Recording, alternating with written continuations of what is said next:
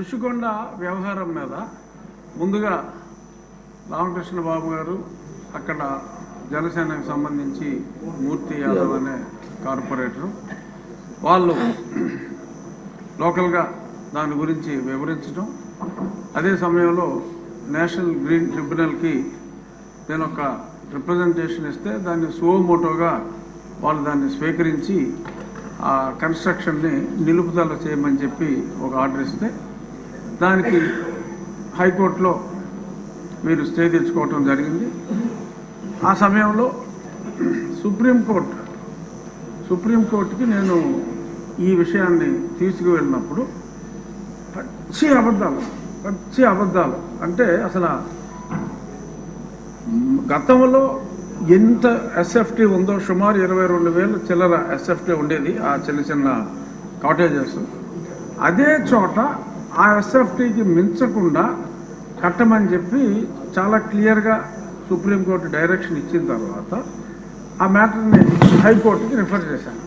ఆ డైరెక్షన్ ఇచ్చిన తర్వాత హైకోర్టుకి అన్ని రాంగ్ ఎఫిడవిట్స్ వాళ్ళు ఫైల్ చేసి తూచా తప్పకుండా సుప్రీంకోర్టు గైడ్లైన్స్ని మేము ఫాలో అవుతున్నాం. ఈయన ప్రతిదానికి మా మీద కంప్లైంట్ ఇస్తాడు, అతని కంప్లైంట్లు మీరు పట్టించుకోవద్దు అని అన్ని రాంగ్ ఎఫిడవిట్లు నేను ముఖ్యమంత్రి నివాసం కోసం పట్టుకుంటున్నట్టు అప్పుడే చెప్తే అదేమీ లేదు, కేవలం టూరిజం డెవలప్మెంట్ కోసం మేము ఇన్ని వందల కోట్లు ఖర్చు పెడుతున్నామని చెప్పి బ్లేటెంట్ లైస్ని, అంటే అది పెర్జూరీ కింద వస్తుంది, కోర్టుని తప్పుదోవ పట్టించడం. అటువంటి ఇవన్నీ కూడా ఏపీ టూరిజం డెవలప్మెంట్ కార్పొరేషన్ వారి ద్వారా ఆ పచ్చి అబద్ధాలని అక్కడ ఫైల్ చేయటం, పలుసార్లు అది వాయిదా పడటం జరిగింది. చివరికి అనుకున్నట్టుగా ఆ 22,000 ఎస్ఎఫ్టీ కాకుండా ఇందాక గౌరవనీయులైన మంత్రివర్యులు చెప్పినట్టు 1,20,000 చిల్లర ఎస్ఎఫ్టీ కట్టడం. ఆ తర్వాత ఒక చిన్న డ్రామా, ఎందుకంటే అప్పుడు దాకా అది టూరిజం ప్రాజెక్ట్ అని చెప్పారు.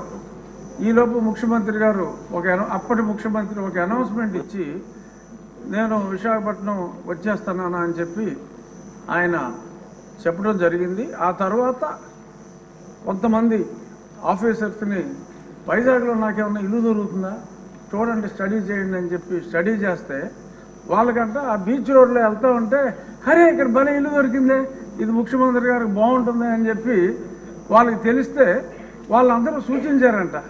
సరే దట్స్ ఆల్ రైట్, అందులోనే ఉందాం, పోనీ టూరిజం వాళ్ళకి చెప్పి అందులోనే ఉందాం, వాట్ ఈస్ దేర్, నాకు ఎక్కడైనా పర్వాలేదు, ఐఎమ్ ఏ సింపుల్ మ్యాన్ అని చెప్పి దానికి ఆయన అంగీకారం తెలిపారు. ఆ తెలిపిన తర్వాత కూడా మళ్ళీ హైకోర్టులో ముందు నుంచి చెప్తున్నాం సార్, ఇప్పుడు ఇల్లు అఫీషియల్గా ఓకే చేశాడు, ఇప్పుడైనా సరే చర్యలు తీసుకోండి అంటే కోర్టు వారు అసలు మా రూల్స్ వైలేట్ చేస్తే ఏ క్షణంలోనైనా మేము ఆర్డర్స్ ఇస్తాము, డిస్మాంట్లింగ్ ఆర్డర్స్ ఇస్తాము, మీరేం వరీ కావక్కర్లేదన్నారు. ఇప్పుడు దాకా ఆ మ్యాటర్ రాలేదు, ఎలక్షన్ వచ్చింది, ఆయన వెళ్ళిపోయాడు. సో ఇప్పుడు ఆ ప్రాపర్టీ, ఎందుకంటే ఆయన అంటే డిస్ట్రక్షన్తో మొదలుపెట్టారు. నాకు తెలిసి గౌరవనీయులైన ముఖ్యమంత్రి గారు ఈయనంతా కన్స్ట్రక్షన్ బేస్డ్ యాక్టివిస్టు, అతను డిస్ట్రక్షన్ బేస్డ్. సో కాబట్టి ఒక 500 కోట్లు ప్రజలను దుర్వినియోగం చేశారు, శిక్షించాలి అని చెప్పి మా విష్ణుకుమార్ రాజు గారు గట్టిగా చెప్పారు. కానీ కొన్ని వేల కోట్లు రకరకాల ఇష్యూస్లో దుర్వినియోగం అయినాయి. ఈ 500 కోట్ల వలన అతను అలరయ్యి ఒక మంచి ప్రభుత్వం రావడానికి దోహదం చేశాడు. కాబట్టి అంటే నెగిటివిటీలో పాజిటివిటీ వెతుక్కోవటం. సో అంచేత 500 కోట్లు ఖర్చు పెట్టి ఆయన కట్టుకున్నది ఇల్లు కాదు, ఆయన రాజకీయ సమాధి కట్టుకున్నాడని చెప్పి భావిస్తూ 500 కోట్లని మనం క్షమించేయచ్చు, చూడవలసిన వాటి మీద ఎలా అధ్యయనం చేయాలో చూడాలని perhaps this is my last speech. ఇక్కడ కూర్చుని మళ్ళీ దాలిక కట్టు కాబట్టి